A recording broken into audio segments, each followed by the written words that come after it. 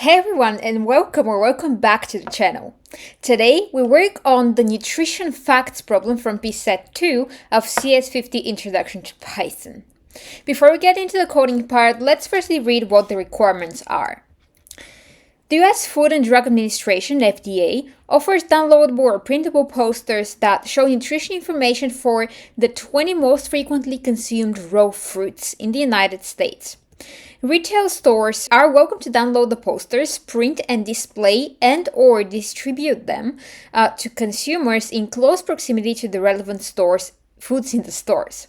In the file called nutrition.py, implement a program that prompts users, to input a fruit casing sensitively and then output the number of calories in one portion of that fruit per the FDA's poster fruits. Let me actually open this new tab, we'll see it in a bit, which is also available as text. We can open this as well.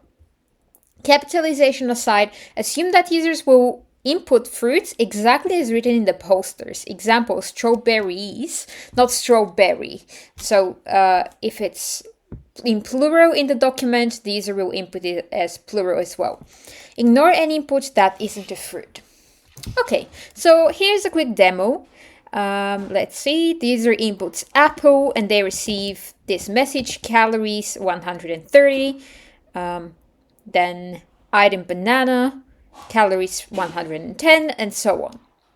Fantastic. Let's first take a look at the posters.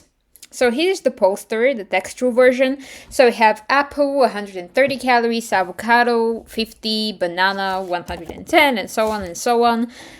There's like a lot of them that we'll need to copy. And this is actually important, right? The fact that there are a lot of fruits actually matters for the solution that we'll come up with. Why? Because we could potentially solve this using a lot of if statements, but we have to have a ton of them, which is annoying and the code will get clustered very easily. So we need to come up with a better solution, and I'll offer you one, of course.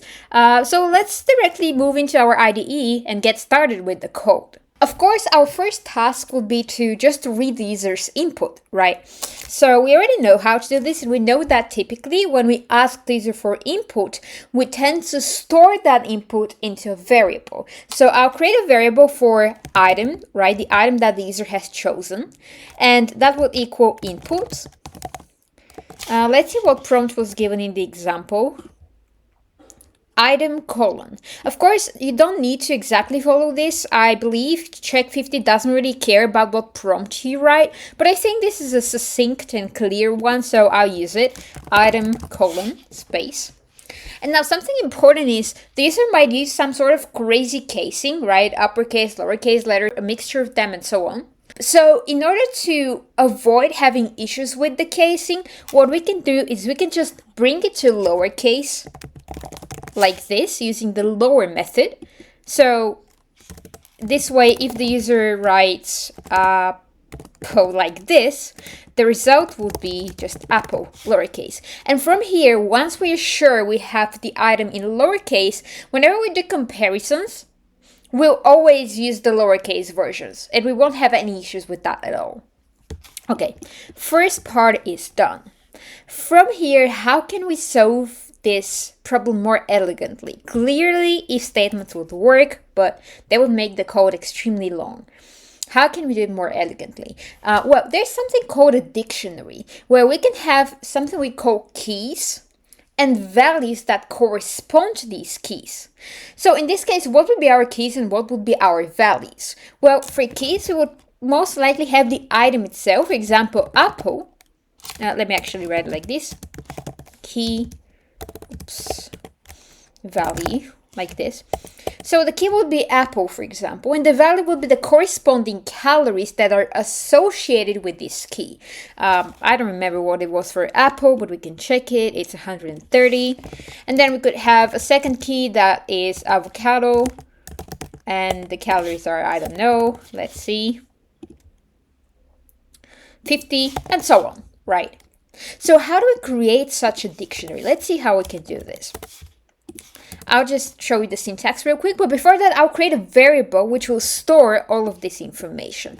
I'll call the variable products. Now you could call it items as well, but I find that whenever I have two variables that are so similar with a difference of one letter, it's very easy for me to actually like use the wrong name in some places. So I prefer to have them different whenever possible, of course, because these are synonyms more or less, and both are understandable. Sometimes there's no synonym, so you would use the same word in singular and plural. Anyway, back to the code. So I create a variable products, this equals, and now whenever I want to create a dictionary, I use the curly braces like this. Okay, so this is the syntax, the literal for a dictionary. And once I'm inside this dictionary, I can just start plugging in the names of the keys and the corresponding values like this. Firstly, I write the key name inside of quotation marks, for example, apple. And then I write a colon after which I put the value corresponding to the key, in this case 130. And then I move on and I add avocado, and then the corresponding value, which is 50. Then we have, let's see what the next one is. Next one is banana, 110. And so on. In order not to waste any time, I'll just paste the remaining entries because I think it's quite boring to just watch me copy paste stuff. So here are the remaining entries of the remaining products. And then once we have this dictionary, it's actually extremely easy to take the calories based on the item that the user has entered. And here's how it goes. By the way, actually in this online version, you can't really minimize this. So I'll just scroll down. I'll actually remove this comment because we don't need it anymore. And from here, here's how it goes. Firstly, it was mentioned in the problem description that the input might not be a fruit. So we need to try to access the calories only if the item is an actual fruit.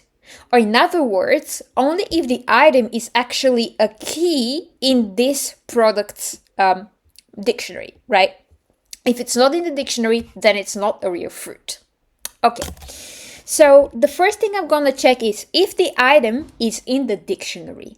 And Python has a very intuitive way of doing this. It's basically if item in products. This means if the item is a key in the product's dictionary.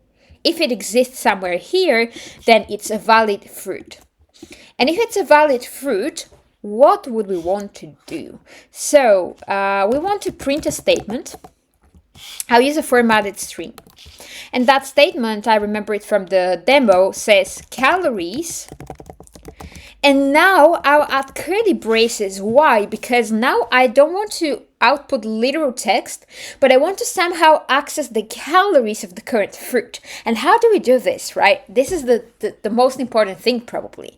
I'll first write it and then I'll explain how it works. So I write products of item.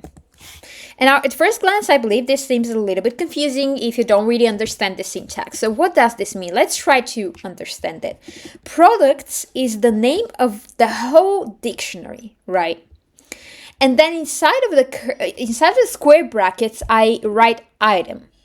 So item would be an actual fruit, right? For example, banana. And if I write products of banana, what this is going to do is it's going to scan the whole dictionary, or actually it's going to find banana at some point, and it's going to return its corresponding calories.